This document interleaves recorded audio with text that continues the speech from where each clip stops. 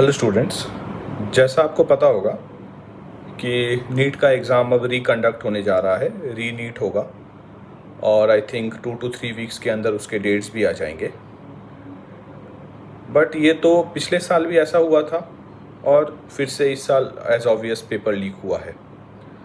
अब सवाल ये है कि 24 लाख स्टूडेंट्स का इस देश के सिस्टम ने एक मजाक बना के रख दिया है और ये एक बार नहीं, ये बार बार हो रहा है।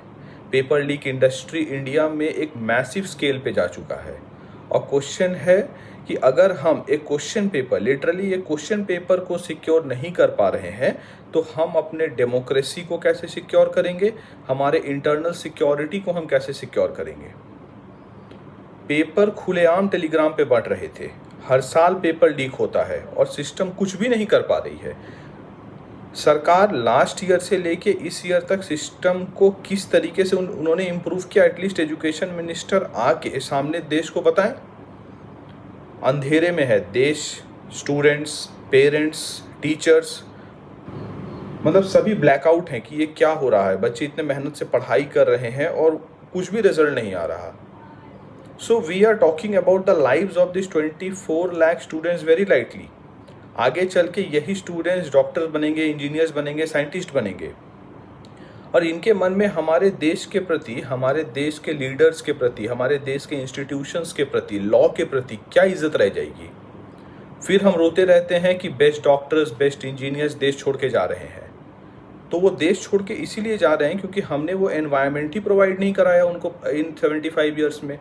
इसीलिए वो यूएस चले जाते हैं, कनाडा चले जाते हैं, चाइना चले जाते हैं, राइट।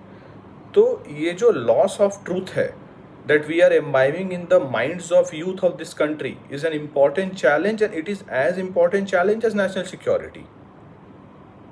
तो एक 17-18 साल के बच्चे के मन में क्या भावना आएगी कि ये देश का सिस्टम इतना वीक है कि हमको एक एग्ज़ाम नहीं सही से दिलवा पा रहा। तो मुझे लगता है कि देश के लीडर्स को इसके बारे में सोचना चाहिए। अब बात आती है कि स्टूडेंट्स क्या करें। ओके, तो देखिए कि जो नीट एस्पिरेंट्स इसमें अपीयर होंगे री नीट एग्ज़ाम में, तो उनके लिए मैसेज यही है कि आपका पेन और फ्रस्ट्रेशन हम समझ सकते हैं बट उससे सच्चाई बदलने वाली है नहीं। तो इनफैक्ट ये फ्रस्ट्रेशन आपका री नीट का एग्ज़ाम बर्बादी करेगा। ओके, सो जिसका नीट अच्छा नहीं गया था तो think of it as an another opportunity.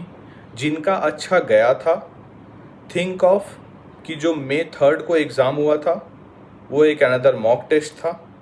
सुनने में थोड़ा सा कड़वा लगेगा बट और कोई ऑप्शन नहीं है आपके पास, ठीक है।